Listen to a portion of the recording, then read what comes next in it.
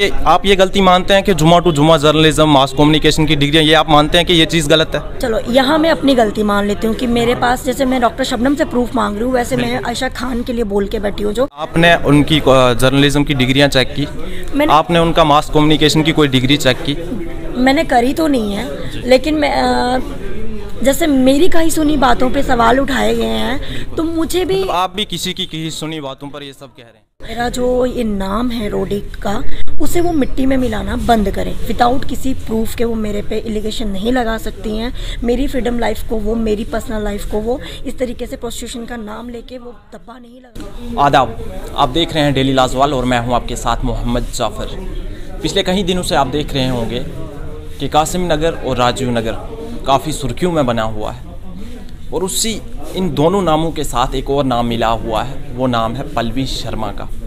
Doctor Shabnam की तरफ से ये इल्ज़ामात आयद किए जा रहे हैं कि पल्लवी शर्मा भी यहाँ पर ड्रग पैडलिंग में शामिल है और कोई भी कार्रवाई इनके ख़िलाफ़ नहीं हो पा रही है। हमारे साथ इस वक्त खुसूसी बातचीत करने के लिए पल्लवी शर्मा जी मौजूद हैं। हम इनसे जानने की कोशिश करेंगे कि आखिर मामला क्या है, क्या इनके दरमियान कोई रंजिश है। मैम, सबसे पहले तो स्वागत है आपका हमारे लाजवाल चैनल।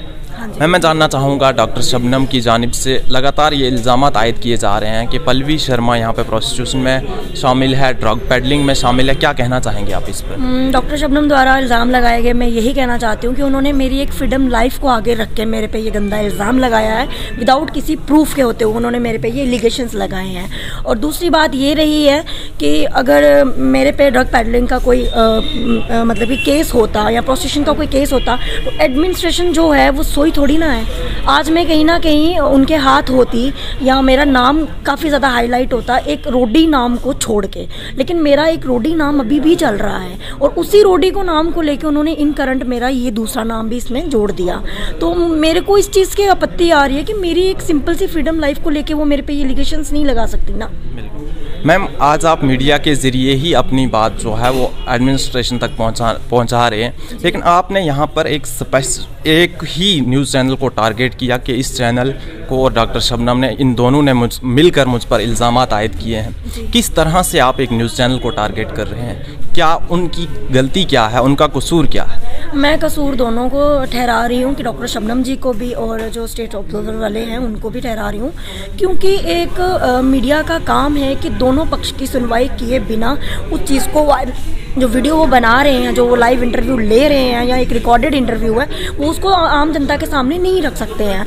लेकिन स्टेट ऑब्जर्वर वालों ने जब ये इंटरव्यू डॉक्टर शबनम द्वारा लिया गया तो उन्होंने उस टाइम, जब डॉक्टर शबनम ने मेरा इन करंट करके जो नाम लिया है, एक पल्लवी नाम लेने से मुझे कोई दिक्कत नहीं थी, लेकिन जब वो रोडी टैग उन्होंने साथ में जोड़ा है तो जो उनकी जो जर्नलिज्म थी वो उसे वहाँ पे पॉज कर सकती थी। मैम बिल्कुल, आपने बिल्कुल दुरुस्त कहा कि वो नाम को पास कर सकते थे। अभी आप मेरे साथ बात कर रहे हैं, आप डॉक्टर शबनम के बारे में और स्टेट ऑब्जर्वर के बारे में बात कर रहे हैं। अगर मैं रिकॉर्डेड यहाँ पे चल रहा है और मैं अगर ये पास कर दूँ या इसको कट कर दूँ तो क्या आप मुझे कॉल करके ये नहीं पूछेंगी कि आपने स्टेट ऑब्जर्वर का नाम मैंने लिया था वो क्यों नहीं आपने कहा, मैंने डॉक्टर शबनम का नाम लिया था वो क्यों नहीं कहा? मैं इस बात पे बार बार आ रही हूँ कि मीडिया का काम है दो पक्ष की सुनवाई करना, लेकिन यहाँ एक पक्ष की सुनवाई हुई है। मैम, ये आज आपने उनसे बात करने की कोशिश की स्टेट ऑब्जर्वर वालों से? अभी तक तो मेरा इंटरव्यू नहीं हुआ है, बट हाँ जो उनकी जर्नलिज्म थी मिस आयशा खान करके जो हैं, हाँ उनके साथ मेरा आमना सामना भी हुआ है। उन्होंने मेरे को ये बताया है कि जब मैम ने कॉल करा था तो रात का काफ़ी टाइम हो गया था, तो मतलब कि, लेकिन मैं मीडिया को ये भी तो पूछना चाहती हूँ कि मीडिया मैंने हर वक्त देखी है कि 24 आवर्स में जैसे पुलिस वाले होते हैं, मीडिया भी वैसा काम करती है अपना, जितना भी मैंने अभी तक सुना है। बिल्कुल। तो मिस आयशा खान के द्वारा मैं ये बात पूछना चाहती हूँ कि उन्होंने बड़ी चुप्पी से ये बात बोल दी कि रात हो गई थी, मैं आ नहीं सकती थी। नेक्स्ट डे मैंने एक बार कॉल करा तो था, वो नेक्स्ट डे मेरा पक्ष भी तो सुन सकते थे। मैम, आपने एक और चीज़ कहा, आपने कहा कि मेरी पर्सनल लाइफ पर सवाल उठ रहे हैं, तो इसी तरह से आपने भी किसी की पर्सनल लाइफ पे ये सवाल उठाए हैं कि जुमा टू जुमा जर्नलिज्म। मैम, क्या किसी को आप ये कह सकते हैं कि जुमा टू जुमा जर्नलिज्म? क्या आपका ये हक है किसी पर इल्ज़ाम लगाने का? ये इल्ज़ाम नहीं है, ये मैं अपने पक्ष की लड़ाई लड़ रही हूँ कि मैम पक्ष की लड़ाई, मैम आप पक्ष की लड़ाई, मैम आप पक्ष की लड़ाई लड़ रहे हैं, मैं आपकी बात से बिल्कुल सहमत हूँ। इतने मीडिया वाले यहाँ पर आए हैं, सब ने आपका इंटरव्यू, किसी ने इंटरव्यू किया, किसी ने बाइट ली, ठीक है, आप अपने पक्ष की लड़ाई लड़ रहे हैं, लेकिन आप किस तरह से किसी की पर्सनल लाइफ पे सवाल उठा सकते हैं कि जुम्मा टू जुम्मा जर्नलिज्म, इसका मतलब जुम्मा टू जुम्मा जर्नलिज्म का मतलब क्या? कि ये बिल्कुल मतलब कि सच ही है कि उन्हें आए हुए ही 3 महीने हुए हैं ना, उनके पास कोई मतलब कि कम्युनिकेशन जो भी है अपना जर्नलिज्म। मैम आपने उनकी जर्नलिज्म की डिग्रियाँ चेक की? आपने उनका मास कम्युनिकेशन की कोई डिग्री चेक की? मैंने करी तो नहीं है, लेकिन मैं जैसे मेरी कहीं सुनी बातों पे सवाल उठाए गए हैं, तो मुझे भी आप भी किसी की कहीं सुनी बातों पर ये सब कह रहे हैं? मैं तमाम मीडिया की बात नहीं कर रही हूँ, मैं कुछ मीडिया की बात करूँ जिन्होंने मेरे साथ कोऑपरेट करा है, उनकी बात अगर मैं करूँ। मैम सब यहाँ पर आए हैं, आप ही के लिए आए हैं। अगर इसी जगह डॉक्टर शबनम आए तो उसके लिए भी हमें आना ही है, बिल्कुल आना है। तो फिर आप ऐसे नहीं ना कह सकते कि आप ये गलती मानते हैं कि जुम्मा टू जुम्मा जर्नलिज्म, मास कम्युनिकेशन की डिग्रियाँ, ये आप मानते हैं कि ये चीज़ गलत है? चलो यहाँ मैं अपनी गलती मान लेती हूँ कि मेरे पास, जैसे मैं डॉक्टर शबनम से प्रूफ मांग रही हूँ, वैसे मैं आयशा खान के लिए बोल रही हूँ। इन्होंने आपसे बात करने की कोशिश की दूसरे दिन, पहले दिन आपकी कॉल रात को आई, दूसरे दिन कोई कॉल नहीं आया। दूसरे दिन आपको एक कॉल आई, ज़्यादा कॉल हमने नहीं की, एक कॉल आई। आप शायद आप बिजी थी, आपने कॉल बैक नहीं की। लेकिन आज जब आपने यहाँ पर प्रेस कॉन्फ्रेंस रखी, वो लोग यहाँ पर पहुँचे क्योंकि वो एक ग्रुप मैसेज गया था, उसके माध्यम से जब एक प्रेस कॉन्फ्रेंस रखी जाती है तो तमाम मीडिया को इकट्ठा होना पड़ता है। होना नहीं पड़ता मैम, सबको इकट्ठा होना नहीं पड़ता है। आधे मीडिया वाले तो आए नहीं होंगे। इधर जम्मू में कितने पोर्टल चल रहे हैं ये तो अंदाज़ा ही नहीं है, मुझे तो आधे नहीं आए, बिल्कुल अंदाज़ा नहीं है। वो लोग आपके पास आए, आपकी बात सुनने आए, लेकिन फिर भी आप ऐसा कह रहे हैं कि जुम्मा टू जुम्मा जर्नलिज्म, उसके पास मास कम्युनिकेशन की डिग्री नहीं है। ये आप नहीं कह सकते क्योंकि आपके पास भी कोई प्रूफ नहीं है, आपने देखी नहीं है उनकी मास कम्युनिकेशन की डिग्री। चलो नेक्स्ट बात करते हैं डॉक्टर शबनम जी की। आपने कहा कि उन्होंने मेरी पर्सनल लाइफ पर सवाल उठाए हैं, क्या कहना चाहेंगी आप उनसे?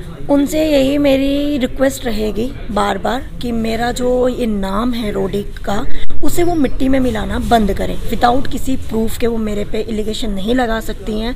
मेरी फ्रीडम लाइफ को वो, मेरी पर्सनल लाइफ को वो इस तरीके से प्रोस्टिट्यूशन का नाम लेके वो धब्बा नहीं लगा सकती हैं, जबकि उनके पास कोई प्रूफ है ही नहीं है। और अगर ये इस तरीके से चलता रहेगा बार बार, और काफ़ी दिनों से मैं देख रही हूँ अब उनके व्यूज़ चेंज हो रहे हैं। स्टार्टिंग में उन्होंने मेरा इनकरेंट नेम लिया था, फिर अब वो 2 लेडीज़ पे आ गई हैं, अब वो आहिस्ता आहिस्ता ये इस बात पे भी आ गई हैं कि मैंने उन्हें प्रोस्टिट्यूशन का ये नहीं कहा है कि वो काम करती हैं, मतलब कि उनका नाम है। अब मतलब वो अपने व्यूज़ चेंज कर रही हैं।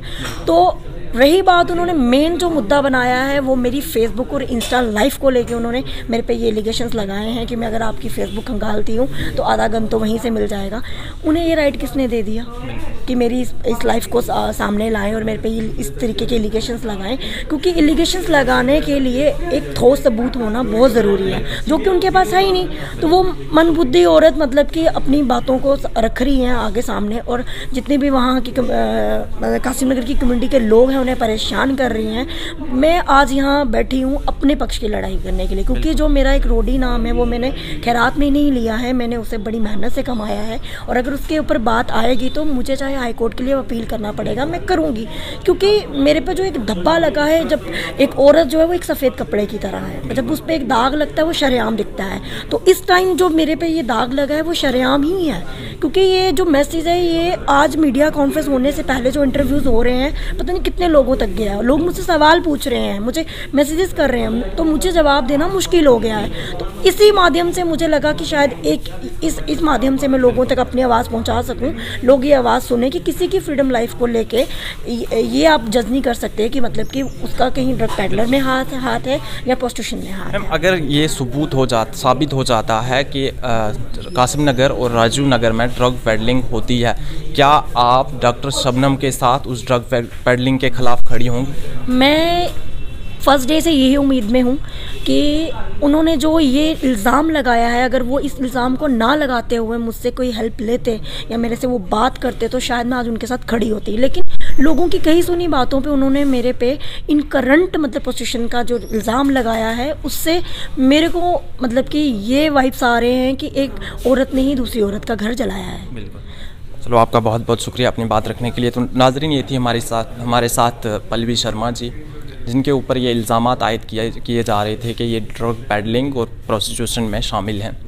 अब इनने क्या कुछ कहा ये आपने सुना, लेकिन हम सब जानते हैं कि किसी की पर्सनल लाइफ पर हम सवाल नहीं उठा सकते। तो अब आइंदा हम डॉक्टर शबनम जी से भी बात करने की कोशिश करेंगे और ज़रूर नेक्स्ट एपिसोड में उनसे मिलेंगे, वो बात, उनकी बात भी आप तक पहुंचाने की कोशिश करेंगे। तब तक के लिए अपने मेज़बान को दीजिए इजाज़त।